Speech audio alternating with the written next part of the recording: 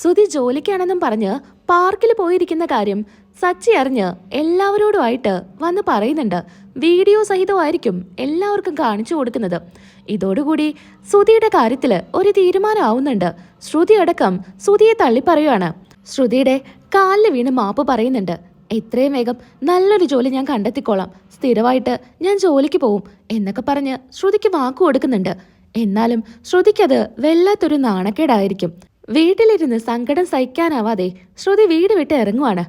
ശ്രുതിയുടെ കൂട്ടുകാരി മീരയുടെ അടുത്തോട്ടായിരിക്കും ശ്രുതി ചെല്ലുന്നത്. അവിടെ എത്തി മീരയുടെ അടുത്ത് കാര്യങ്ങളെല്ലാം സംസാരിക്കുന്നുണ്ട്.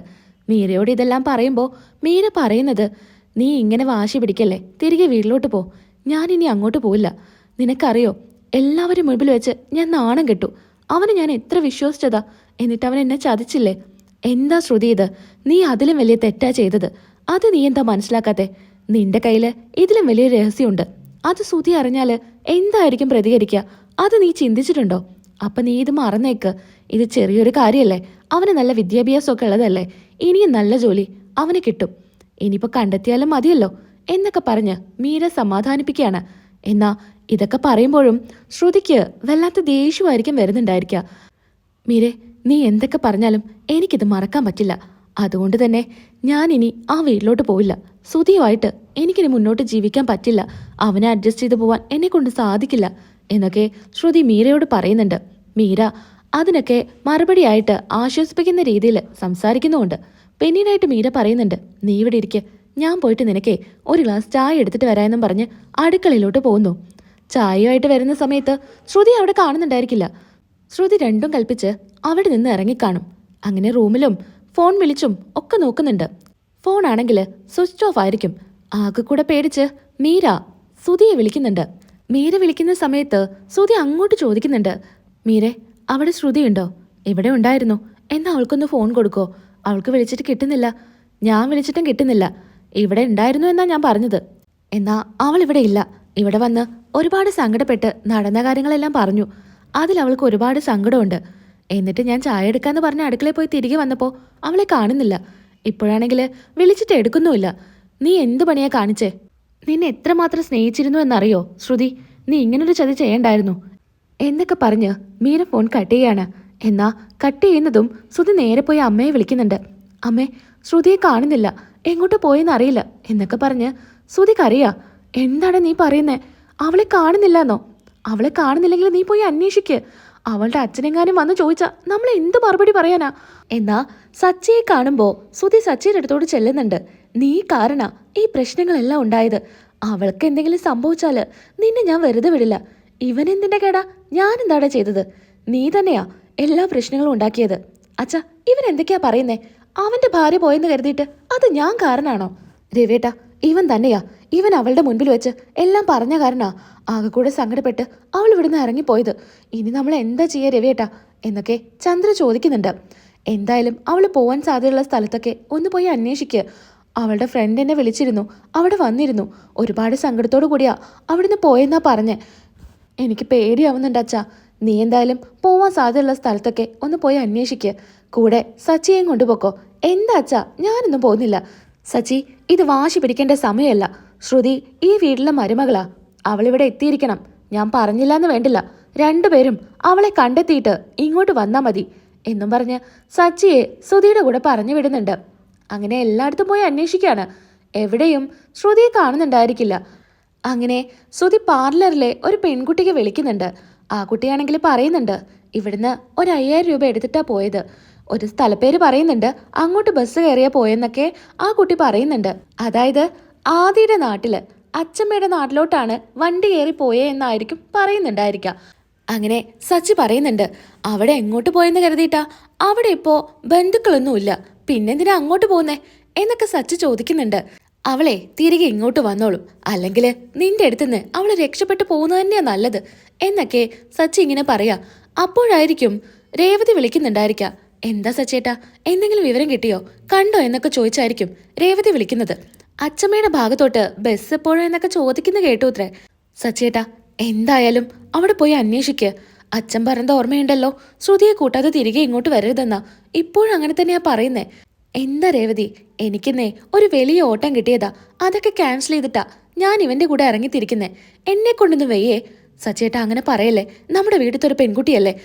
എന്തെങ്കിലും സംഭവിച്ചു കഴിഞ്ഞാൽ നമ്മൾ തന്നെ ഉത്തരവാദിത്തം പറയണ്ടേ എന്നൊക്കെ രേവതി പറയുന്നുണ്ട്.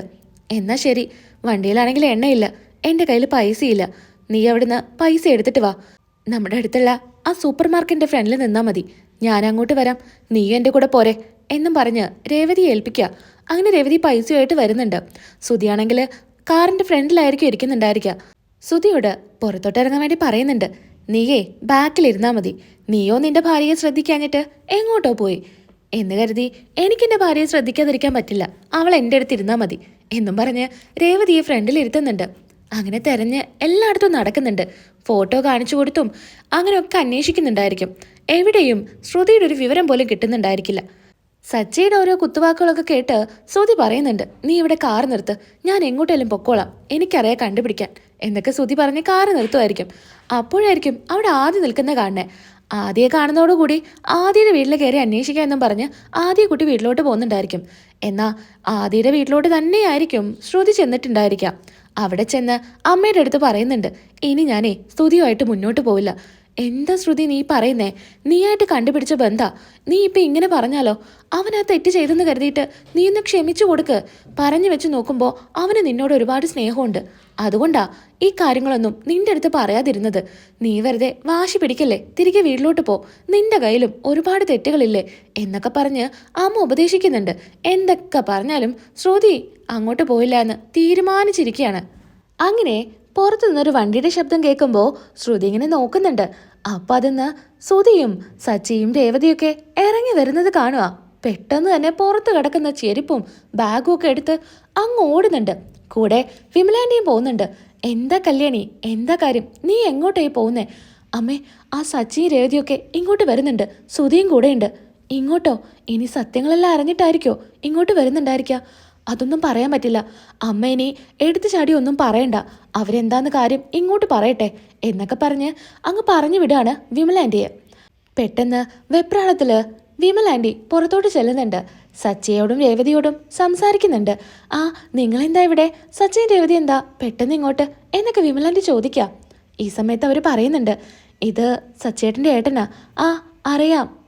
അന്ന് ഞങ്ങള് വീട്ടിൽ വന്നപ്പോൾ കണ്ടല്ലോ. ആ ആൻറ്റി, ഇവന്റെ ഭാര്യയെ കാണാനില്ല. അവൾ അന്വേഷിച്ചു വന്നതാ. ഇവിടെ എല്ലായിടത്തും അന്വേഷിച്ചു, അവർക്ക് ആർക്കും അറിയില്ല എന്നാ പറയുന്നേ.